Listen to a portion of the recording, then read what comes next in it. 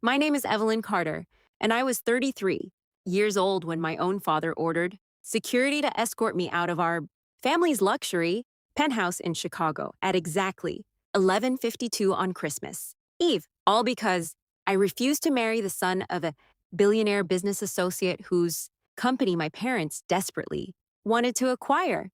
More than 70 guests watched in complete silence as my father raised his champagne glass and declared that I had chosen foolish emotions over my family's future, insisting that love never built corporations or protected fortunes. And before I could even respond, my mother slapped me across the face so hard that every conversation in the ballroom stopped. My younger brother laughed while my cousin deliberately poured an expensive glass of wine across my shoes and sarcastically wished me a Merry Christmas before two security guards grabbed my arms and led me toward the private elevator like I was an unwanted stranger rather than the woman who had quietly kept our aviation empire running for almost a decade. I never cried, never begged, and never looked back as the elevator doors closed because, in that moment, I realized something none of them understood. They believed they had erased me from their lives, but nearly every important system inside the company they depended upon still relied on decisions only I could authorize. 46 days later, my phone would show 93 missed calls from the very same people who had thrown me away, desperately begging me to save everything they had destroyed themselves. But on that Christmas night, I walked into the freezing streets carrying nothing except my laptop and a red determination that no amount of money could ever purchase. 3 years earlier, my father, Richard Carter, proudly introduced me to investors as the daughter who made impossible problems disappear while publicly claiming every success as his own achievement. My late grandfather had founded Carter Executive Aviation with only two charter planes, and after his passing, my father transformed himself into the public face of the company while I quietly became the person responsible for ensuring every aircraft remained legal, insured, maintained, and profitable. My official position was Vice President of Operations and Regulatory Compliance, but the title barely described what I actually did. I managed pilots, mechanics, maintenance schedules, international permits, fuel contracts, insurance renewals, emergency response planning, aircraft purchases, and client relations for 32 executive jets operating across North America and the Caribbean. Whenever severe weather threatened flights, I relocated aircraft before executives even realized there was a problem. Whenever wealthy clients demanded impossible travel schedules, I found legal flight crews and safe alternatives without compromising regulations. Most employees called me first because they knew I solved problems instead of delivering motivational speeches. My mother, Victoria Carter, controlled the family's charitable foundation and loved appearing in magazines discussing generosity and leadership, while company money quietly funded many of her glamorous events. My younger brother, Blake Carter, served as chief marketing officer despite knowing almost nothing about aviation beyond posing beside aircraft for promotional photographs. Expensive vacations, luxury vehicles, designer clothing, and exclusive parties consumed his attention while experienced. Employees corrected mistakes he rarely admitted making. Our parents adored him because he looked confident in front of cameras, while I preferred conference rooms, maintenance hangars, and operations centers where actual work happened. During those years, I had been dating Daniel Brooks, an emergency management coordinator for the city of Chicago who earned an honest living, rented a modest apartment, and measured success by helping people instead of impressing strangers. My father considered Daniel completely unacceptable because he offered neither wealth nor corporate influence. He repeatedly reminded me that powerful families survive by forming strategic marriages, not emotional ones.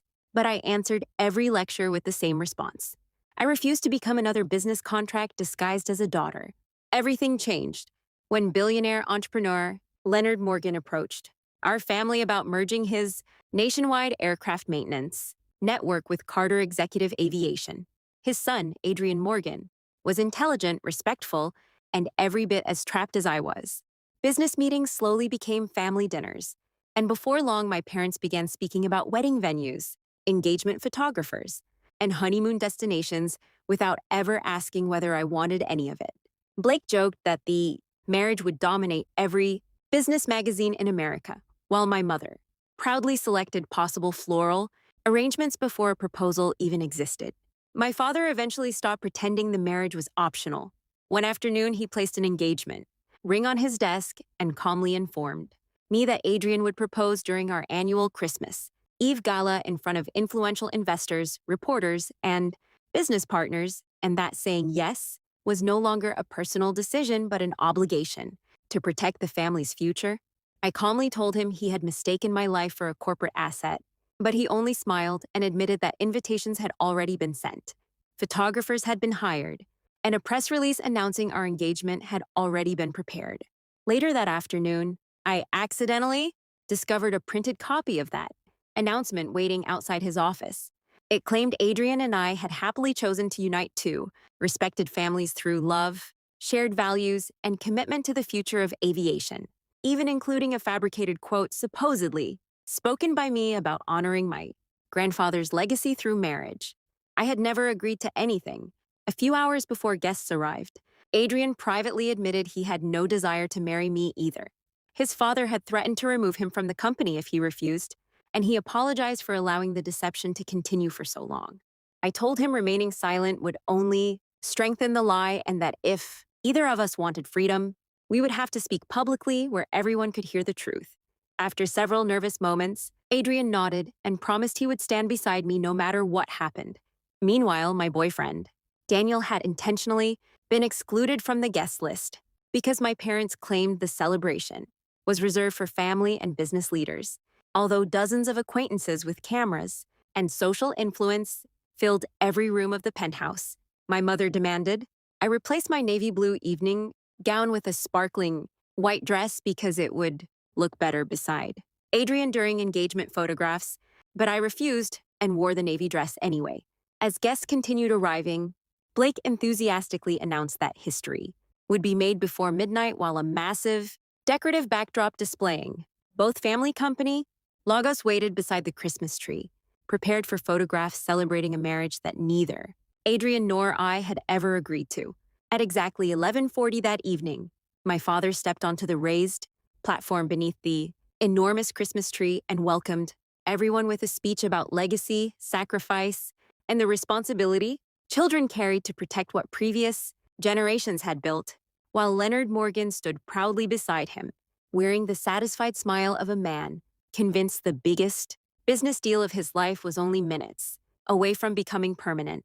Crystal glasses filled the room as reporters lifted their cameras and investors exchanged congratulatory smiles before my father announced that Carter, Executive Aviation and Morgan, Aerospace Services, would soon become one family through the engagement of their children. Before he could invite Adrian onto the stage, I walked into the center of the ballroom and calmly interrupted him. Every conversation stopped as I announced there would be no engagement because I had never agreed to marry anyone and refused to allow my future to become collateral for a corporate merger. My father's face immediately hardened as he demanded I stop embarrassing the family. But instead, I explained that a fake press release had been prepared without my knowledge and that my personal life was being traded for business financing. Leonard accused me of ruining years of negotiations and called me selfish. But before anyone could accept his version of events, Adrian stepped away from his father and admitted the entire arrangement had been planned without either of our consent. He confirmed that both families had expected us to remain silent until after the public announcement, believing neither of us would dare object in front of important guests. The ballroom instantly fell silent, except for the clicking of cameras as reporters began typing frantic updates while several investors quietly questioned whether the proposed merger had even received proper corporate approval. Everything my father had carefully organized collapsed within minutes. My mother suddenly slapped me across the face, screaming that I had destroyed the family's reputation, while Blake deliberately splashed red wine over my shoes before sarcastically congratulating me on becoming unemployed. My father pointed toward the private elevator and shouted loudly enough for everyone to hear that he no longer had a daughter before ordering security to remove me from the penthouse immediately. I allowed the guards to escort me outside without resistance because arguing would only create the dramatic scene my parents wanted everyone to remember. Once I reached the street, I booked a modest hotel near O'Hare International Airport, checked into a small room just after 1 o'clock in the morning, opened my laptop, and contacted our longtime corporate attorney, Rebecca Lawson. For years, I had quietly preserved emails, board minutes, financial records, internal approvals, contract drafts, and confidential correspondence because, too, many business decisions had been made without proper documentation. That night, I sent Rebecca every file connected to the proposed merger, including lender communications, draft agreements, board discussions, expense reports, and the fake engagement announcement carrying my fabricated quotation.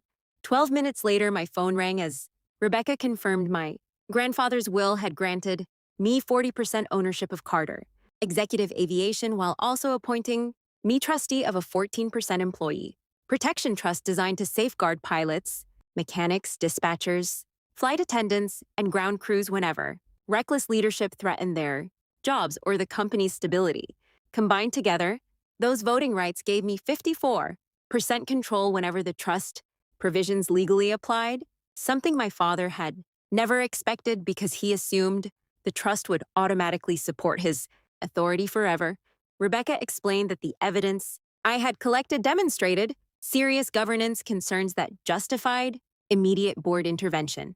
At 2:31 Christmas morning, I officially requested an emergency board meeting, seeking temporary suspension of executive authority for my father, mother, and brother until an independent investigation could determine whether company assets had been misused during the proposed acquisition. I made one condition absolutely clear. Every employee would continue receiving full pay, every aircraft would remain operational, maintenance schedules would continue without interruption, insurance policies would stay current, fuel suppliers would be paid on time, and customer deposits would remain completely protected.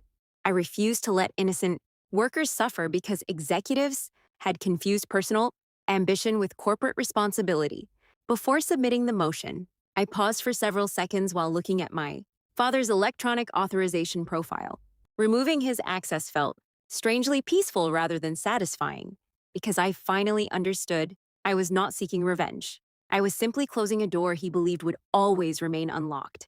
At 8 o'clock Christmas morning, the emergency meeting began with independent directors, senior executives, Rebecca Lawson, the company's chief financial officer, and representatives of the employee trust all attending virtually.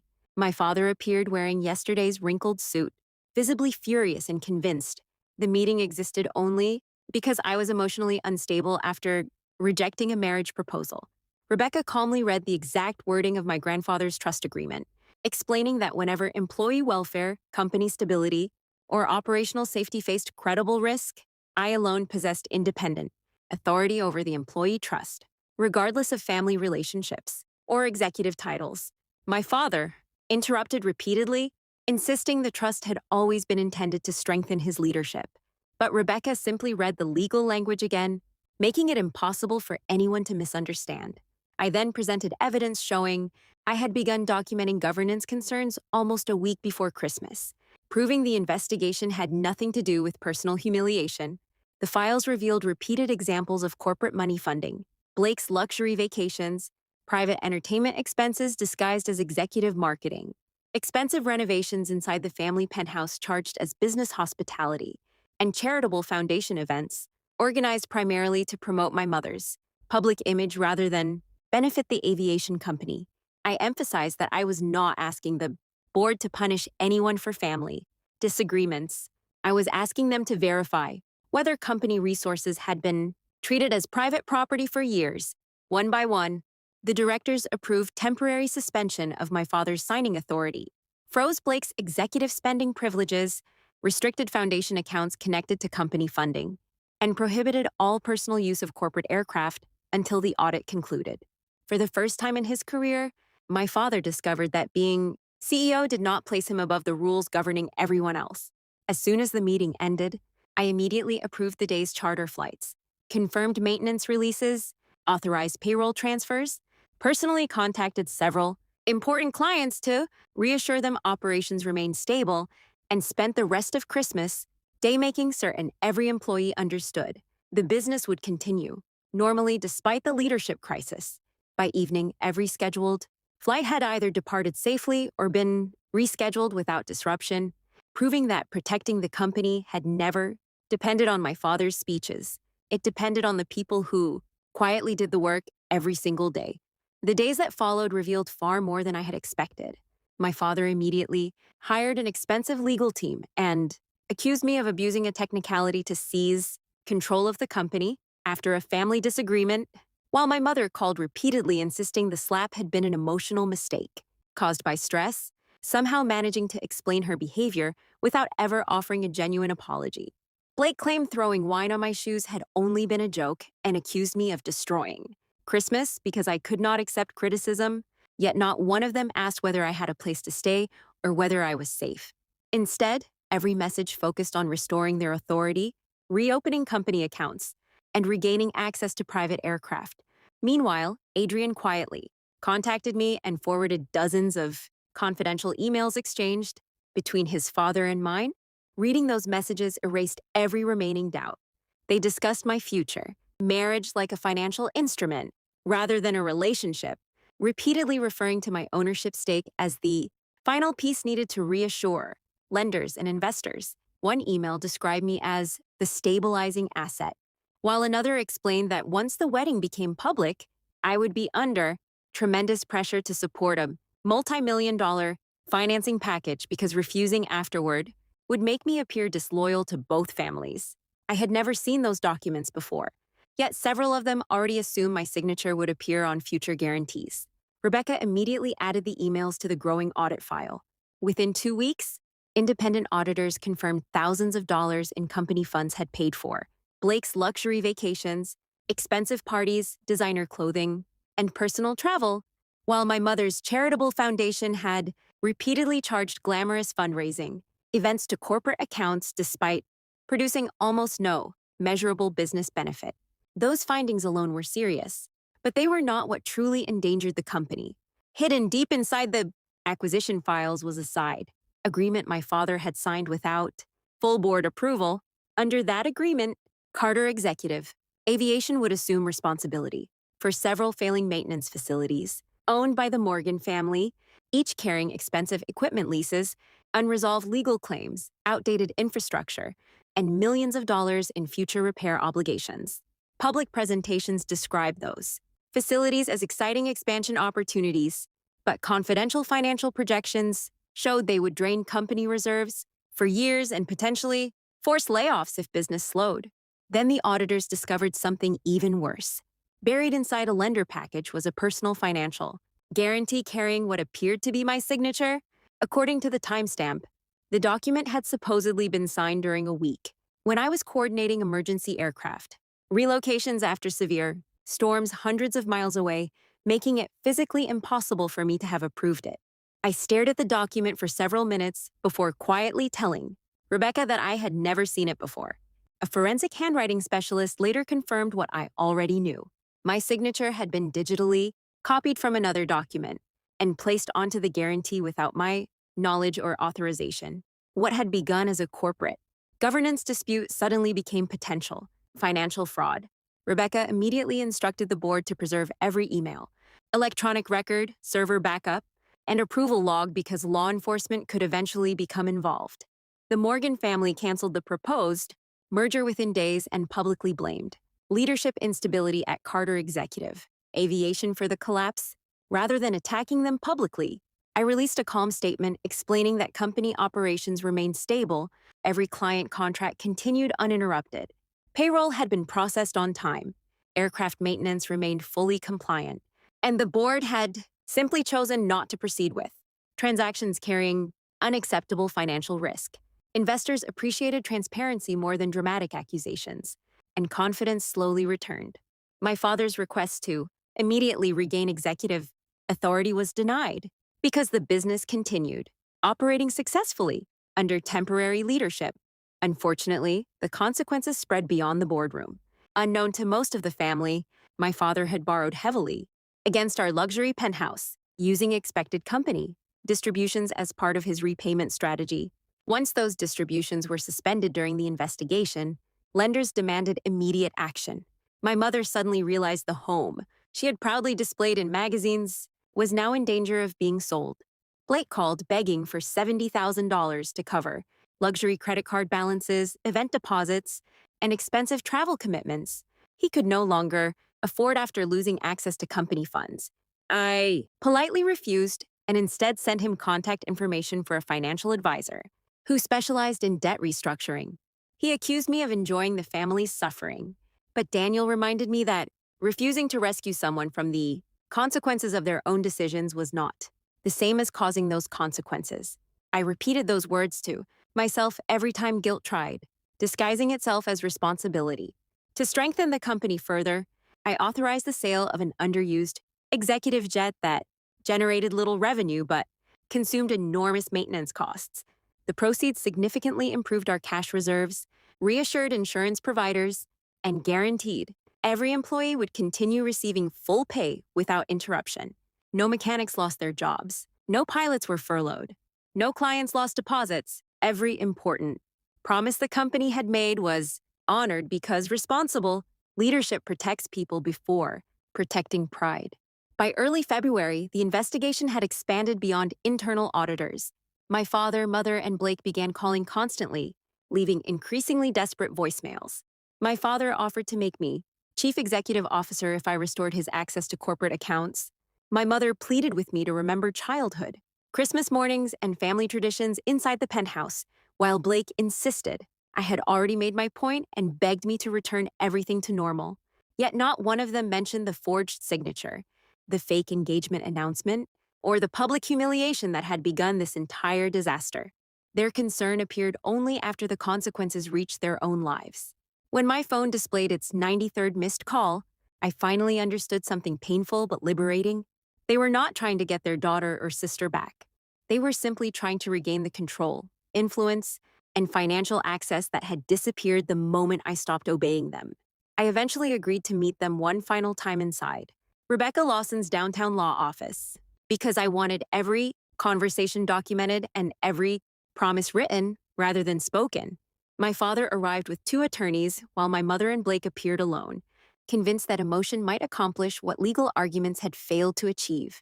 My mother spoke first, saying she regretted how Christmas Eve had unfolded before, immediately explaining that I had embarrassed the family in front of important guests, making it obvious her apology existed only to soften the consequences, rather than acknowledge the harm she had caused. Blake apologized for throwing wine on my shoes, but within the same conversation, asked when his executive salary, luxury vehicle, and travel privileges would be restored, proving he still viewed the company as a personal lifestyle rather than a responsibility. Finally, my father leaned forward and calmly declared that Carter Executive Aviation could not survive without family unity before offering me the official title of Chief Executive Officer, complete operational authority, and public recognition for everything I had done. I quietly reminded him that I already performed the work and legally controlled the votes that made such authority meaningful. Rebecca then placed a detailed settlement agreement on the table. Under its terms, my father would resign as chairman, repay documented personal expenses charged to the company, sell a portion of his shares at an independently verified market value, and permanently surrender claims against the employee trust. My mother would step down from the company-funded charitable foundation, while Blake would resign his executive position and enter a structured repayment agreement for unauthorized expenses. In return, the company would resolve the civil governance dispute while preserving its legal rights regarding the forged financial guarantee. My father pushed the papers away without reading another page and declared that no daughter had the right to dictate terms to her father. I looked directly into his eyes and answered with complete calm, "The night you had security escort me from our home, you said you had no daughter. I simply accepted your decision." For the first time since Christmas Eve, he had no immediate response. He softened his voice and insisted that blood should matter more than one terrible night. But I realized he still described that evening as a single mistake instead of acknowledging years of manipulation, control, and disrespect that had finally become visible. My mother began crying while Blake called me heartless, yet neither accepted responsibility for the choices that had brought us there. My father refused to sign and left the office, ordering his attorneys to continue fighting in court. The following morning, I was served with legal papers requesting my removal as trustee of the Employee Protection Trust, accusing me of using corporate authority for personal revenge. Our legal response avoided discussing family arguments entirely. Instead, Rebecca submitted payroll records, maintenance reports, client retention data, insurance renewals, financial audits, board minutes, and sworn statements from pilots, mechanics, dispatchers, and administrative employees explaining how operations had remained stable under my leadership. Adrian also testified under oath, confirming that the proposed engagement had been arranged without our consent and authenticating every email connecting the marriage to lender, approval, and financial guarantees. After reviewing months of evidence, the judge refused to remove me as trustee, concluding that I had fulfilled my legal obligation by protecting employees, preserving company stability, and acting independently exactly as the trust required. Facing overwhelming evidence, mounting legal costs, and growing exposure related to the forged signature, my father finally returned to negotiations several weeks later. This time, he signed the settlement. He resigned permanently, sold a significant portion of his ownership, interest at a fair independently, assessed value, and repaid documented corporate expenses. He remained financially comfortable but could no longer maintain the extravagant lifestyle built upon unrestricted access to company resources. My mother resigned from the foundation following its governance review, while Blake declared personal bankruptcy after losing his executive income and luxury benefits. Eventually, he accepted an ordinary management position with another company where success depended upon performance rather than family connections. Adrian left his father's business as well, choosing to build his own career independently. And although we remained respectful friends, there was never any romance between us because freedom, not marriage, had always been the true victory. Daniel stayed beside me throughout every challenge, never asking me to choose revenge or forgiveness, only integrity. Several months later, the board unanimously approved renaming the company Summit Aviation Management, removing the Carter surname entirely because no family name should ever imply ownership over the dedication, skill, and loyalty of hundreds of hardworking employees. We introduced transparent financial policies, independent approval, procedures, stronger governance rules, and a profit-sharing program rewarding safety, performance, and long-term success rather than executive privilege. I instructed all future communication from my parents and Blake to pass through legal counsel. When my mother later mailed me a handwritten letter, I returned it unopened. My father left one final voicemail saying he hoped I would eventually understand why he had made the decisions he did. I deleted it without listening, again because understanding someone's motives never excuses the harm they choose to cause. At our company relaunch, I stood before pilots, mechanics, dispatchers, customer service teams, accountants, and technicians instead of wealthy investors or society photographers. I thanked them for believing in the company during its hardest chapter and reminded them that real leadership is never about controlling people through fear, money, or family obligation. It is about earning trust through honesty, responsibility, and respect every single day. I never mentioned my relatives by name because they no longer define my future. After the ceremony ended, I changed my phone number, closed the final chapter of that part of my life, and walked into a future I had built through my own decisions. My father believed loyalty meant unquestioning obedience, but I learned that genuine loyalty cannot exist without mutual respect. They lost everything they valued because they treated people like property. I kept the company because I chose to protect the people who made it possible. From that day forward, I never spoke to any of them again.